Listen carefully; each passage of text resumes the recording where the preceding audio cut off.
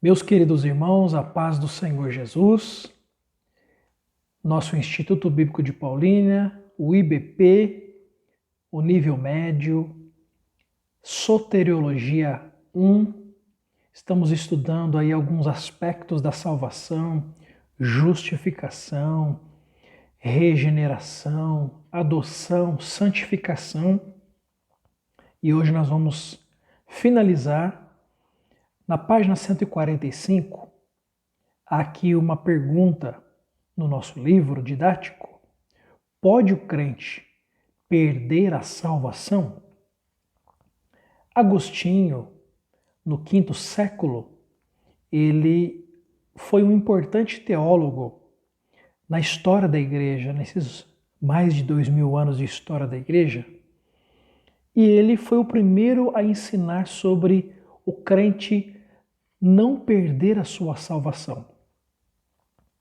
Uma vez que ele seria salvo, ele estaria garantido, não importava os seus atos, as suas atitudes. Essa declaração de Agostinho já levantou-se aí um debate que já 2000 anos de história da igreja sobre a perda ou não da salvação. Nós vamos ver aqui no nosso livro as frases condicionais, um dos maiores argumentos mostrando que se pode perder a salvação é a frequente menção do condicional se com respeito à salvação. Estas declarações revelam o fato de que a salvação, na experiência humana, depende da situação do crente, manifesta em expressões bíblicas como permanecer em Cristo, continuar na fé, andar na luz, não retroceder, etc. Nós vamos olhar algumas expressões desse condicional no português se ficar firmes, se não retroceder. Primeira carta aos Coríntios, capítulo 10 e o versículo 12. Paulo vai escrever o seguinte: aquele, pois, que cuida estar em pé, olhe que não caia. Então nós vamos ver na Bíblia, são muitas expressões que o crente pode perder a sua salvação, sim.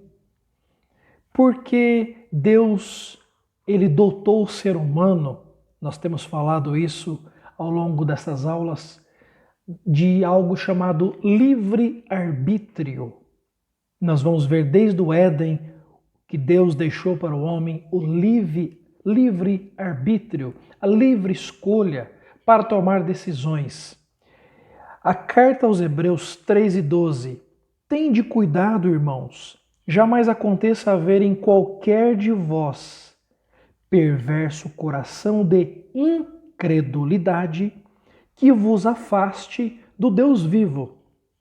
Veja essa expressão do escritor anônimo aos Hebreus. Tome cuidado, vigie, para que, cuidado com o seu coração quanto à incredulidade, deixar de crer, porque isso pode acarretar no afastamento do Deus vivo, abandono da fé, naturalmente, consequentemente, a perda da sua salvação. A Bíblia chama ao homem para que ele persevere. São muitas expressões que nós vamos ver e agora nós vamos ver alguns exemplos de perda de salvação. No Antigo Testamento, nós temos Saul, o primeiro rei de Israel. Primeiro livro de Samuel, capítulo 13, a partir do verso 1, nós vamos aprender aqui.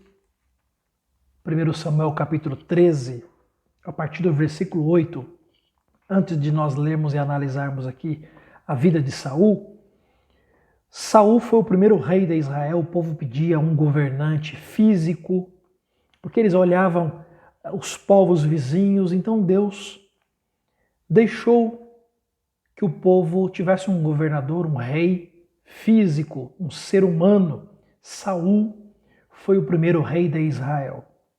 A Bíblia vai dizer, no capítulo 10, versos 9 e 10, que o Espírito de Deus se apoderou de Saul. Ou seja, Saul começou muito bem.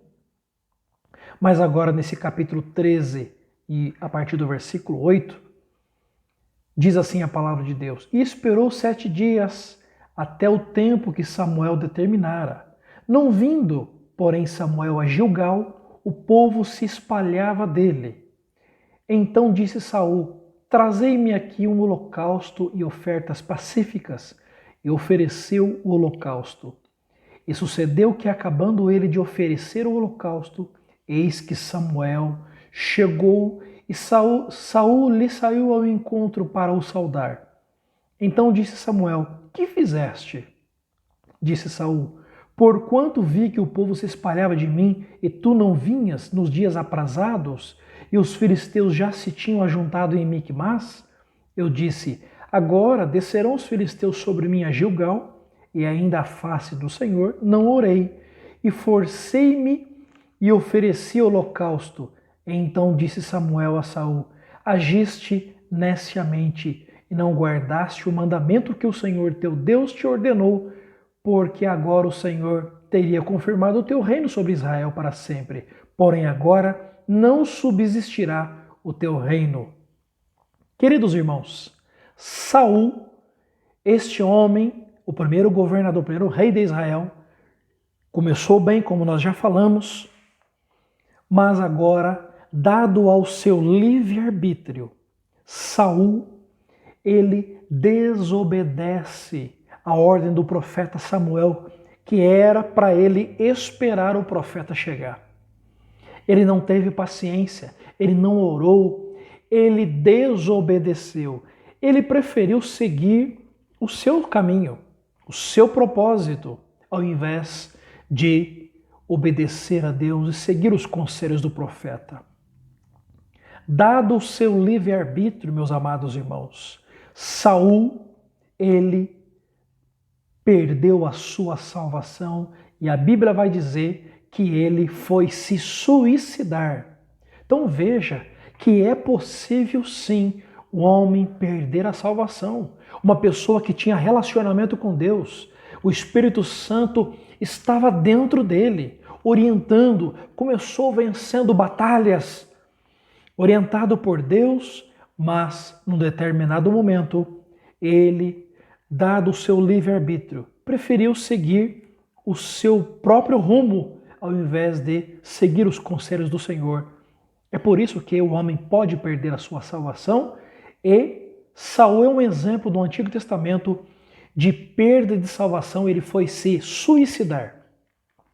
No Novo Testamento, nós vamos ver Judas Iscariotes, um dos 12 apóstolos que o Senhor Jesus chamou, comissionou. Lucas, Evangelho de Jesus escrito por Lucas no capítulo 22, Lucas, o médico amado, versículo, a partir do primeiro: Estava, pois, perto a festa dos pães asmos, chamada de Páscoa, e os principais dos sacerdotes e os escribas andavam procurando como o matariam, porque temiam o povo. Versículo 3: Entrou, porém, Satanás em Judas, que tinha por sobrenome Iscariotes, o qual era do número dos 12. Ora, meus amados irmãos, se entrou Satanás em Judas, ou seja, Judas, antes seguidor de Cristo Jesus, chamado para ser um dos 12 apóstolos, se entrou, é porque antes não tinha. Então, Judas, no seu livre-arbítrio, começou bem, era aquele que ficava com a bolsa, o tesoureiro do mestre, era a pessoa de confiança de Cristo Jesus, mas no seu livre-arbítrio.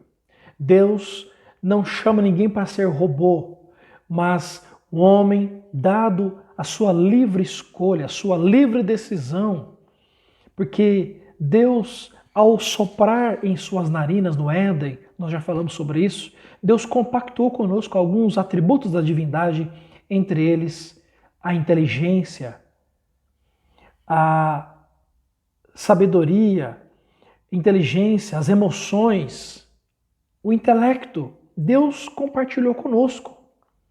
Mas, no entanto, o homem, no seu livre-arbítrio, ele preferiu andar longe de Deus, virar as costas para o Senhor. Deus deixou para o ser humano o livre-arbítrio e desde o Éden ele pode tomar as suas decisões. Deus oferta a sua graça, a graça, o favor imerecido é uma dádiva, é um dom precioso que Deus oferta. Deus cria situações, a criação de Deus, Deus usa pessoas, circunstâncias. No entanto, o homem está livre para tomar as suas decisões. Judas, ele foi e traiu o Senhor Jesus, consequentemente, ele se suicidou perdendo a sua salvação. Paulo vai dizer na primeira carta ao jovem obreiro Timóteo, veja, são muitos exemplos de perda de salvação. 1 Timóteo, capítulo 1, os versículos 19 e 20. Conservando a fé e a boa consciência, rejeitando a qual alguns fizeram naufrágio na fé. E entre esses foram Himeneu e Alexandre, os quais entreguei a Satanás, para que aprendam a não blasfemar. Paulo aqui orientando ao jovem obreiro Timóteo, para que conservasse, veja meus irmãos, conservasse a fé, a boa consciência, porque alguns se naufragaram na fé, e ele deixa aqui dois exemplos, Himeneu e Alexandre. Jesus vai dizer no Mateus capítulo 24, versículo 12 e 13, por ocasião do princípio de dores, meus amados, o nosso Senhor e Salvador Jesus Cristo, orientando os seus apóstolos, os seus discípulos, diz para eles que por se multiplicar a iniquidade, o amor de muitos se esfriaria. Versículo 13, Mateus 24, 13, mas quem perseverar será salvo. Veja que a fé cristã, a salvação da nossa alma, implica, dentre muitos aspectos, a perseverança. Então, um homem, o crente, precisa perseverar até o fim. Aquele que perseverar até o fim será salvo. Agora, meus irmãos, na página 151, pode um desviado voltar-se para Deus? Nós vamos analisar no Salmo de número 51, uma pessoa que afastou dos caminhos do Senhor, ela pode voltar-se para Deus? Davi vai responder a situação em que o afastado se encontra. O sentimento, a reflexão que Davi faz aqui no Salmo 51. Ele começa o Salmo 51, tem misericórdia de mim, ó Deus, segundo a tua benignidade. Apaga as minhas transgressões. Qual é o contexto aqui? Davi, segundo o livro de Samuel, capítulo 11, Davi ele adulterou com Batseba e arquitetou para que o esposo de Batseba, Urias, morresse. Então, Davi é responsável pelo assassinato de Urias. Davi tinha acabado de cometer um adultério, um assassinato. Agora, Deus usa o profeta Natã para descortinar o seu pecado. Davi então escreve o Salmo 51 naquele contexto. Tem misericórdia de mim, ó Deus, segundo a tua benignidade. Apaga as minhas transgressões. Davi estava reconhecendo o seu erro, a sua falha, a sua transgressão, e ele está recorrendo a um Deus de misericórdia. Lava-me completamente da minha iniquidade e purifica do meu pecado. Esta é a diferença de Davi com Saul, meus amados irmãos. Saul, ele não reconheceu o seu erro, ele foi se suicidar. Davi errou, sim, reconheceu e, além de tudo, está pedindo misericórdia diante de Deus. Lava-me completamente da minha iniquidade, purifica do meu pecado. Porque eu conheço as minhas transgressões e o meu pecado está sempre diante de mim. Se tem uma coisa que Deus não suporta, meus irmãos, é quando a pessoa quer maquiar o hipócrita. Deus não suporta o hipócrita, mas Deus também Deus não aguenta. Deus, um coração quebrantado, Deus ele não aguenta, ele volta a dar salvação, ele entra com providência. O Deus de toda misericórdia, o Deus benigno, bondoso e misericordioso, eu reconheço. Contra ti somente pequei, e fiz o que a teus olhos é mal, para que sejas justificado quando falares e puro quando julgares. Eis que em iniquidade fui formado e em pecado me concebeu minha mãe. Eis que amas a verdade no íntimo e no oculto me fazes conhecer a sabedoria. Purifica-me com hisopo e ficarei puro, lava-me e ficarei mais alvo do que a neve.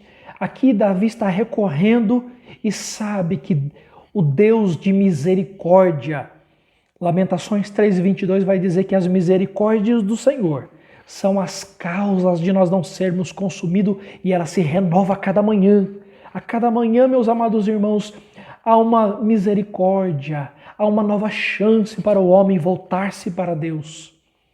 Faze-me ouvir júbilo e alegria, para que gozem os ossos que tu quebraste. Esconde a tua face dos meus pecados e apaga todas as minhas iniquidades. Cria em mim, ó Deus, um coração puro e renova em mim um espírito reto. Versículo 11. Não me lances fora da tua presença e não retires de mim o teu Espírito Santo. Para Davi era terrivelmente deixar de ter a presença de Deus. Nós não podemos, meus amados irmãos, abrir mão de perder a presença do Senhor, porque o pecado, ele faz diferença entre Deus e nós. O pecado, ele separa o homem de Deus. O pecado é transgressão. O pecado, etimologicamente falando, é errar o alvo. Deus manda nós irmos para a direita através da sua lei e o homem vai para a esquerda. Jonas vai para Nínive, mas o homem no seu livre-arbítrio, Jonas vai para o caminho totalmente o contrário, não fazer aquilo que Deus o comissionou. Torna a dar-me a alegria da tua salvação e sustém-me com o espírito voluntário. Torna a dar. Aqui o versículo 12, o verso 12. Torna a dar a alegria da tua salvação.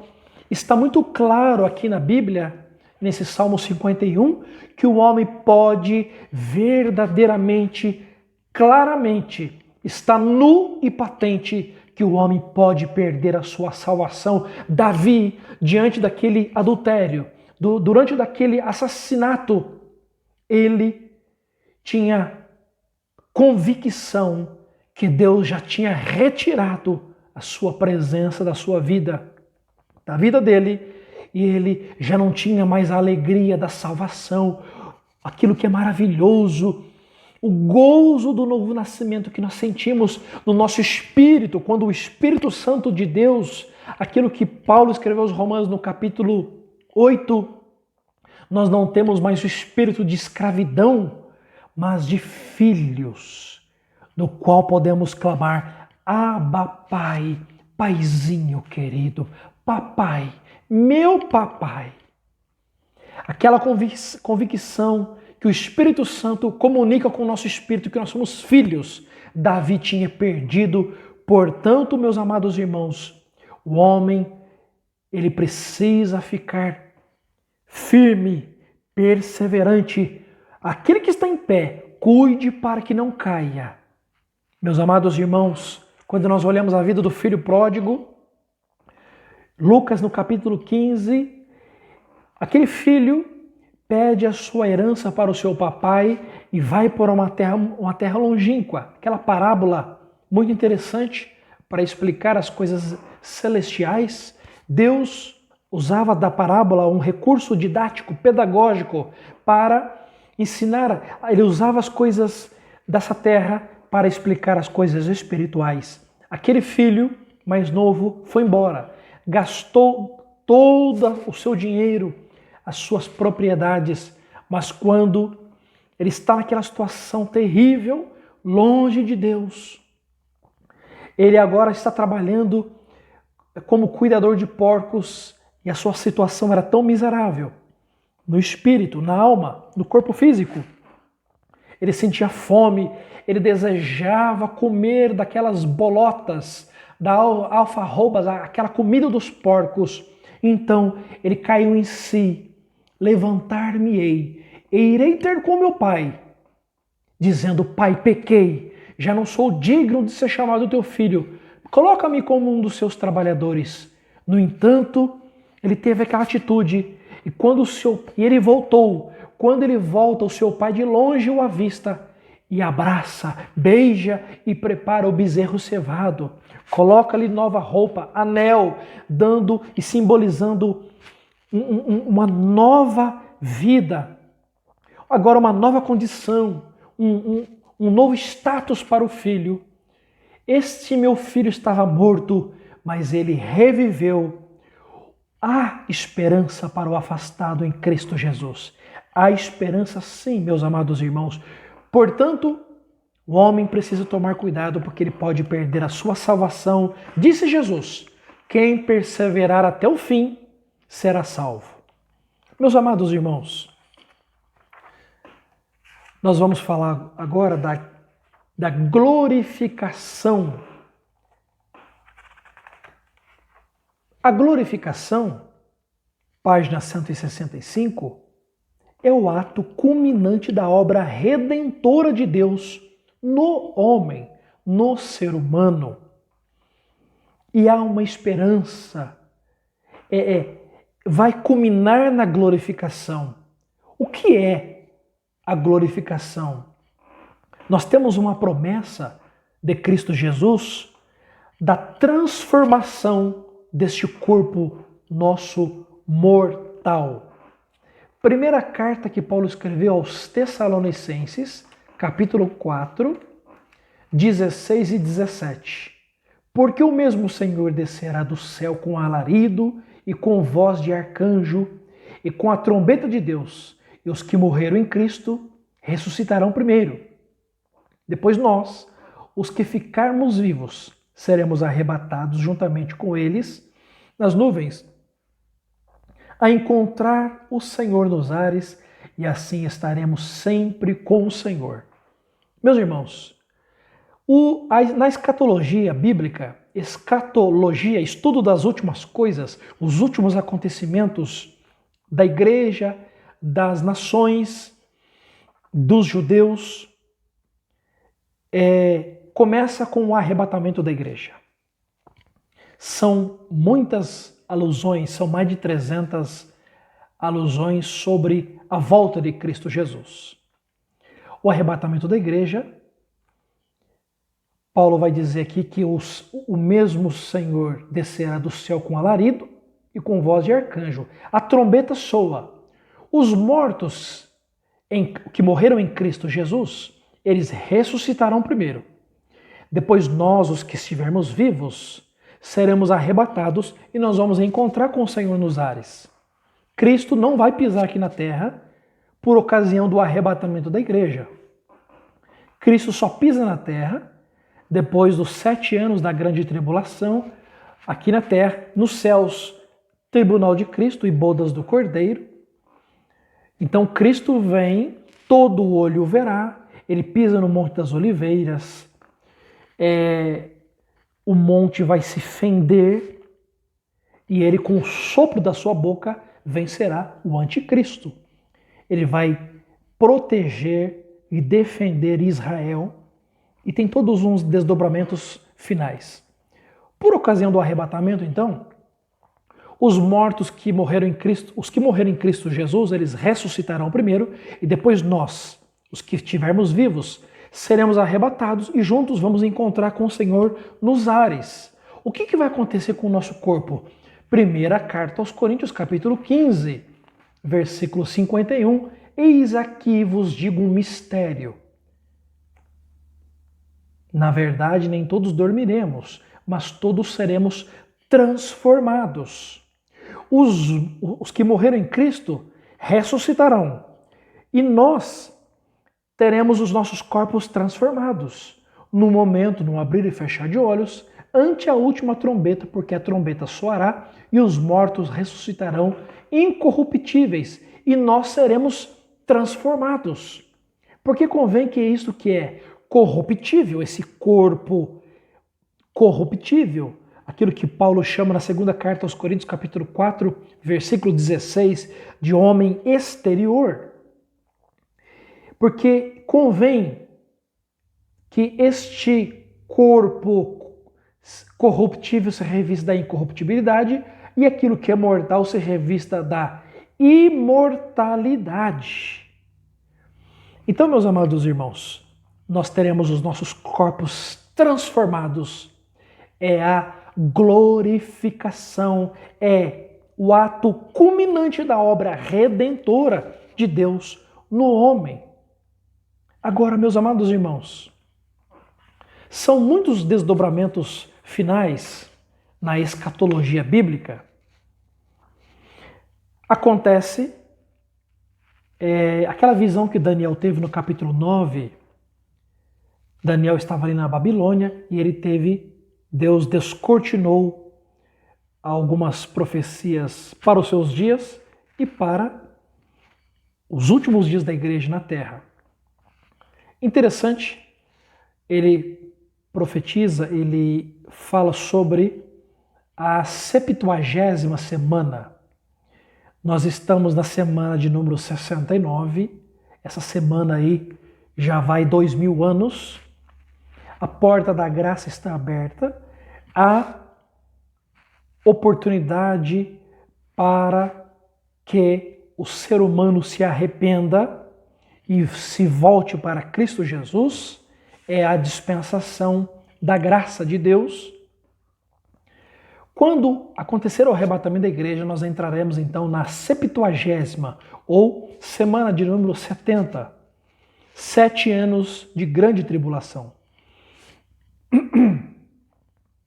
Com o arrebatamento da igreja, 2 acontecimentos que virão na sequência escatológica, cronológica, é o tribunal de Cristo e depois as bodas do Cordeiro. Paralelamente, aqui na terra, estará acontecendo a grande tribulação. O tribunal de Cristo, segunda carta que Paulo escreveu aos Coríntios, capítulo 5 e o versículo 10. Porque todos devemos comparecer ante o tribunal de Cristo, para que cada um receba segundo o que tiver feito por meio do corpo, o bem ou mal. Então aqui Paulo está dizendo sobre o tribunal de Cristo. Lembrando que o tribunal de Cristo, o julgamento, falou de tribunal, você tem juiz e tem os réus. Só que nesse tribunal de Cristo não haverá condenação para a morte, para a salvação. Não. Aqui será a distribuição dos galardões. primeira carta aos Coríntios, capítulo 3, está falando aqui sobre o trabalho do crente na obra do Senhor Jesus. Eu plantei, Paulo regou, mas Deus deu o crescimento. Paulo vem falando aqui todo de um contexto de trabalho, das habilidades, dos dons que o Senhor distribuiu para cada um dos teus filhos, teus servos. Versículo 8. Ora, o que planta e o que rega são um, mas cada um receberá o seu galardão segundo o seu trabalho, porque o Senhor é justo. Ele é um Cristo, um Deus galardoador, porque nós somos cooperadores de Deus. Vós sois lavoura de Deus e edifício de Deus. Segundo a graça de Deus que me foi dada, pus eu, como sábio arquiteto, o fundamento, e outro edifica sobre ele. Mas veja cada um como edifica sobre ele. Veja a chamada de atenção que Paulo está dando aos irmãos de Corinto. Versículo 11, porque ninguém pode colocar outro fundamento. Ninguém pode pôr outro fundamento, o qual é Jesus Cristo. Já foi posto. A base é Cristo. O fundamento da igreja, da obra do Senhor, é a rocha, é Cristo. E se alguém sobre este fundamento formar um edifício de ouro, prata, pedras preciosas, agora Paulo vai dizer a partir do versículo 12, que alguns estão a partir. Paulo então está dizendo o seguinte, meus amados irmãos, que as obras que foram feitas com sinceridade, quais são essas obras? Ouro, prata, pedras preciosas, são aquelas obras que foram feitas com sinceridade, com verdade, com amor. Ao passo que as obras que foram feitas, comparadas aqui, palha, madeira e feno, são aquelas obras que foram feitas relaxadamente. Então, Paulo vai dizer, veja como vocês vão edificar, porque a base já está colocada, já está posta, a qual é Cristo Jesus. Nós vamos ver na parábola dos 10 talentos, Mateus capítulo 25, interessante esta questão dos galardões.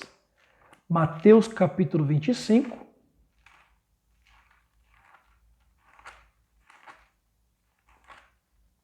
a partir do versículo 14, porque isto é também como um homem que partindo para fora da terra, chamou os seus servos e entregou-lhes os seus bens. E a um deu 5 talentos, e a outro 2, e a outro 1, cada um segundo a sua capacidade, e ausentou-se logo para longe. E tendo ele partido, o que recebera 5 talentos negociou com eles, e granjeou outros 5 talentos. Da mesma sorte, o que recebera 2, granjeou também outros 2. Mas o que recebera 1 foi e cavou na terra, e escondeu o dinheiro do seu senhor. E muito tempo depois veio o senhor daqueles servos e ajustou contas com eles. Então aproximou-se o que recebera 5 talentos e trouxe-lhe outros 5 talentos, dizendo, Senhor, entregaste-me 5 talentos, eis aqui outros 5 talentos que ganhei com eles. E o seu senhor lhe disse, bem está servo bom e fiel. Sobre o pouco foste fiel, sobre muito te colocarei. Entra no gozo do teu senhor. E chegando também o que tinha recebido 2 talentos, disse, Senhor, entregaste-me 2 talentos, eis que com eles ganhei outros 2 talentos. Disse-lhe o seu senhor, bem está bom e fiel servo. Sobre o pouco foste fiel, sobre muito te colocarei. Entra no gozo do teu senhor.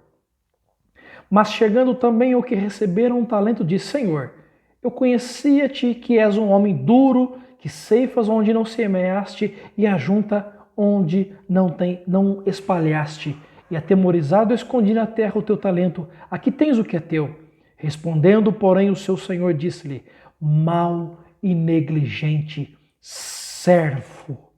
Meus amados irmãos, esta parábola, esse ensino de Jesus Cristo, dentro aqui nas visões escatológicas, nós vamos entender que o Senhor, Ele entregou talentos aos seus servos. Nós somos os servos do Senhor Jesus Cristo. E o nosso Senhor deixou dons, talentos. O que são os talentos? As habilidades, os dons, o nosso tempo, tudo aquilo que o Senhor disponibilizou para nós. Resta saber como nós estamos usando esses talentos, esses dons, essas habilidades no reino de Deus. Nós estamos granjeando como aquele servo que granjeou, recebeu 5 e granjeou mais 5, como aquele outro que recebeu 1 e granjeou mais 1. Seremos chamados bom e fiel servo. Foste fiel no pouco, sobre o monte eu te colocarei? Ou seremos comparados ao mau e negligente servo que escondeu o seu talento, a sua habilidade, o seu dom, o tempo que Deus te deixou, todas as habilidades que o Senhor nos concedeu? Tomemos cuidado, porque no tribunal de Cristo, ou nós seremos chamados bom e fiel servo e receberemos os nossos talentos, os nossos galardões, ouro, pedras preciosas, prata, ou seremos chamados mau e negligente servo. Que o Senhor tenha misericórdia de nós. Apocalipse 22:12, Jesus vai dizer: eis que cedo venho, e o meu galardão está comigo para dar a cada um segundo a sua obra. Deus abençoe, meus amados irmãos, que o Senhor continue prosperando, dando sabedoria a cada um dos irmãos, que eu possa ter contribuído um pouquinho para o crescimento dos irmãos. Continue estudando a palavra de Deus, crescendo na graça e no conhecimento de nosso Senhor e Salvador Jesus Cristo, 2 Pedro 3:18. Meus amados irmãos, que Deus os abençoe e até a próxima oportunidade, querendo Deus.